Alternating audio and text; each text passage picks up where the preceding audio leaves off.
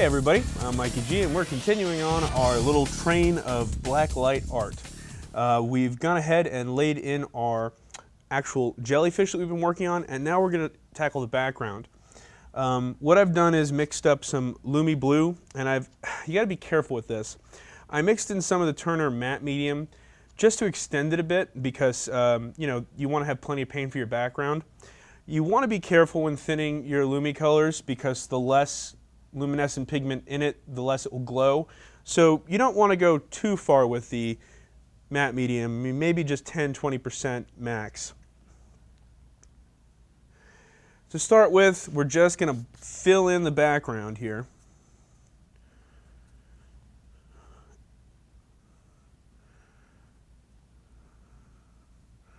And I'm just using a 1-inch, 3/4 inch brush, and I'm going to just tackle the larger areas before going to a smaller brush.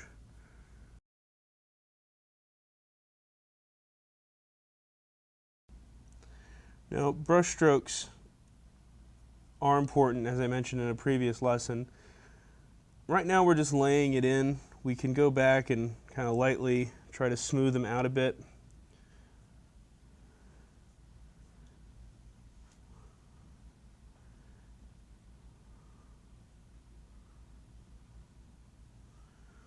The paint is fairly forgiving though, so if an area does dry, not the way you wanted it, we can pick it up again and make adjustments. Now this area up here I'm going to hit with a solid black, so if I go over a line I'm not going to worry too much about it because the black is so opaque it will cover everything, including the fluorescent pigments.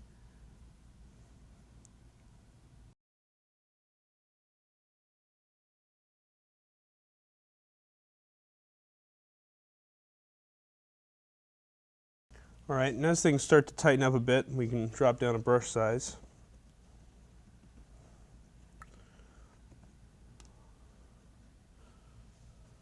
I'm going to go back to my good old friend Mr. Filbert.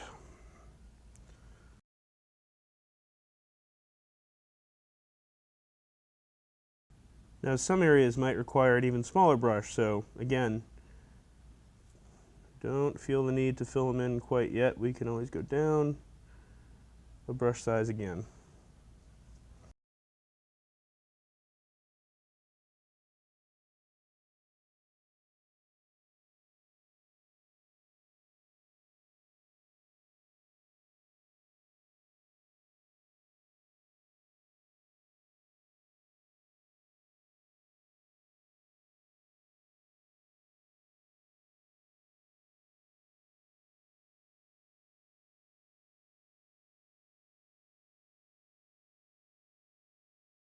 Now I've got it pretty much blocked in, but I'm going to try to just clean up the edges and tonage. I don't want to have too much of a dark spot on the other side of a light spot, so I'm just going to try to blend that as best as I can.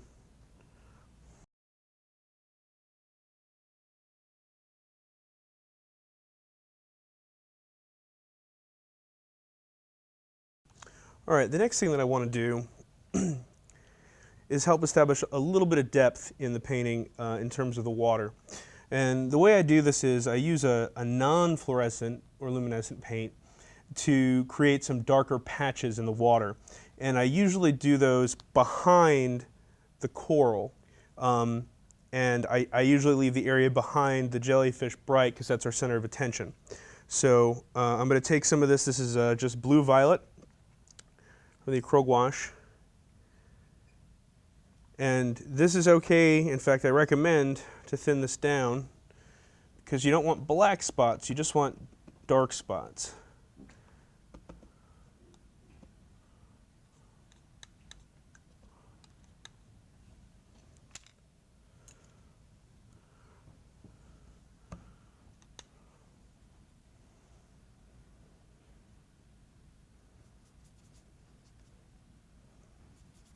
I might mix some of that blue in with it to kind of lessen the strength of it.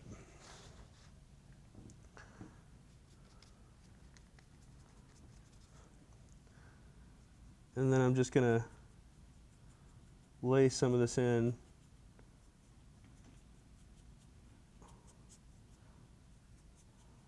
around our objects.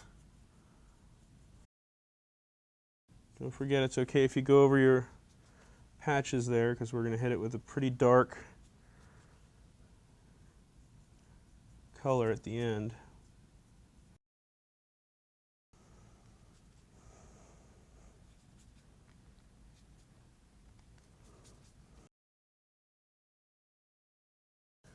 And having a little bit of randomization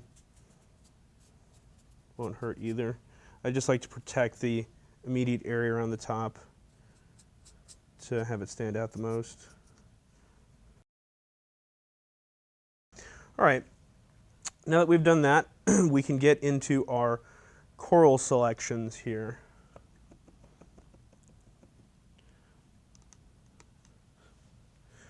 So we have to make some big decisions. How do we want to color things? Where do we want what to go where? The first thing I'm going to do is this little guy over here, and it kind of gives me a cactus feel. So I'm going to go with a yellowish green. And I might even blend some colors into each other, just for fun.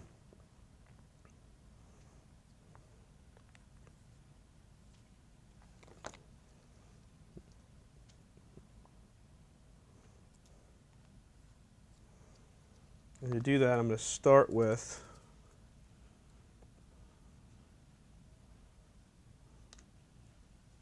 the Lumi Yellow on its own. Whoa, that's bright. That's okay. Just going to do this whole one side, that, and then I'm going to slowly start to introduce the green. Say hello.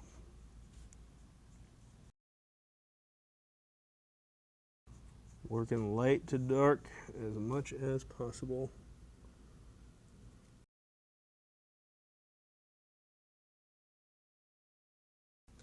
All right. Now, you'll notice again there's still a little bit of a gap. We will still be tracing with our black at the end. That will give everything its final pop, we hope. And let's see, let's move on down here to these guys. I'm going to make these mostly a yellowish color. The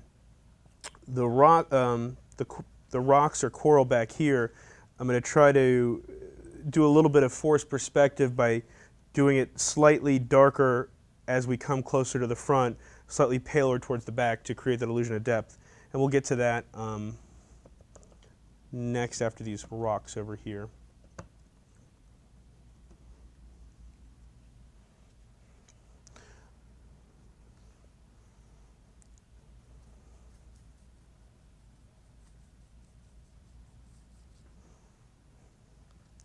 I'm going to start these guys again with just a straight Lumi Yellow.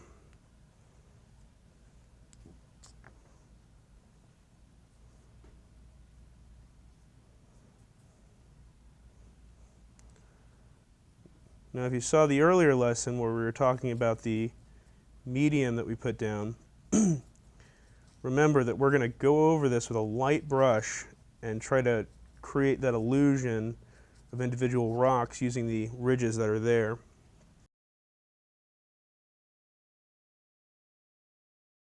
You're going to take your time, make sure you're not leaving any holes as much as possible, because they will not show up under black light.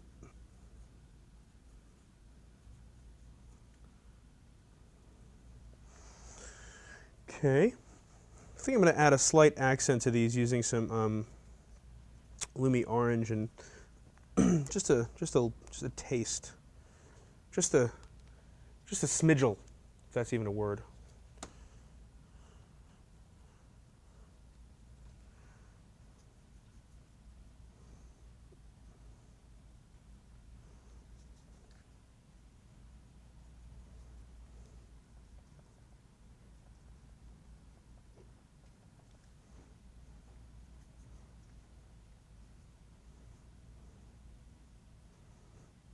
a little bit more visual interest. Okay. Next we'll come to these little flute guys. And I'm going to try to do a color gradient for these. And I think I'm going to incorporate some blue in it. So let's go ahead and get out some of the Lumi Rose.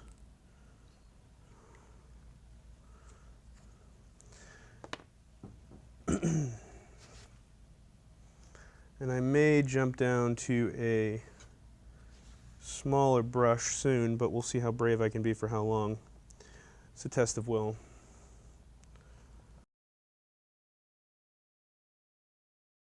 All right, now I'm going to get some white ready. Start to lighten up that rose a little bit before we get into the blue. We'll see what happens.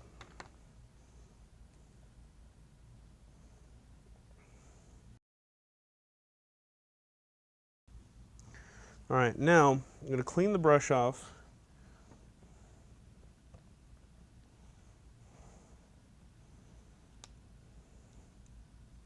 This is a little tricky. You want to avoid putting any new red on your brush. You're going to pick up some red there. I'm going to go into some white, and then a touch of the blue.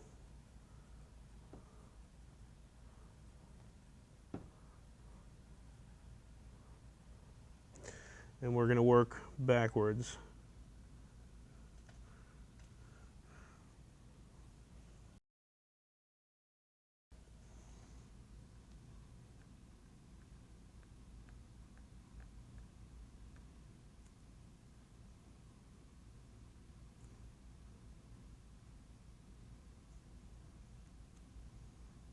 Cool.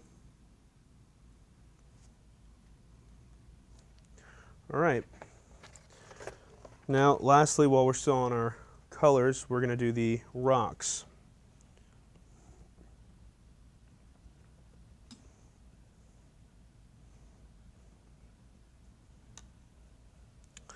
To do that, we're going to have to mix a kind of sandish color. So I'm going to use a combination of a few different colors.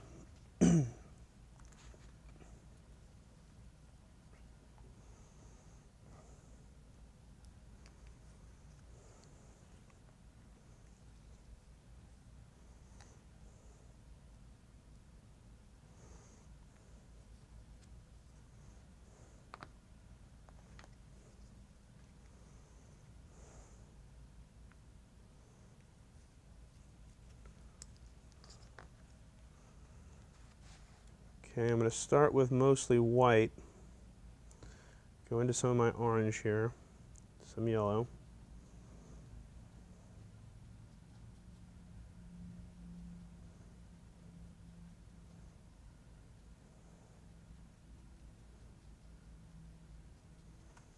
Okay, I might want to darken this a little bit, and since it's mainly orange, I might add a touch of the blue.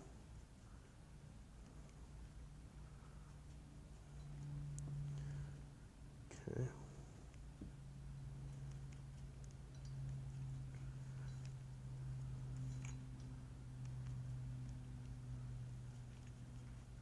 All right, now I'm going to use this color and try to keep this the darkest for my first rock structure up here.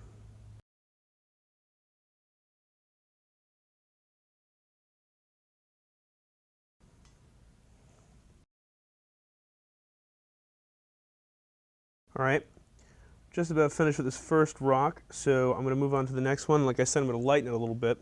So I'm just going to move over bigger chunks of the white so we have a slightly paler color. And it doesn't have to be hugely or vastly dramatic, but it's a little bit of color difference.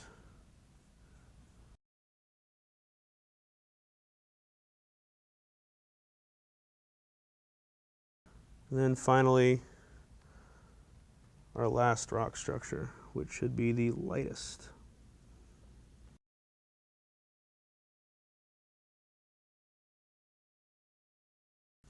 All right, that about sums up our coral. You see right here there's a bit of a overpaint for the blue, and when we go back with our final black, we're going to find ways to try to hide some of the mistakes we might have made along the way. And hopefully it'll turn into, well, as they say, happy accidents that turn into cooler effects than we anticipated. But that's about it for right now for the coral, so I hope this was fun, and I will see you next time, and we'll talk about the black lines. Thanks for watching.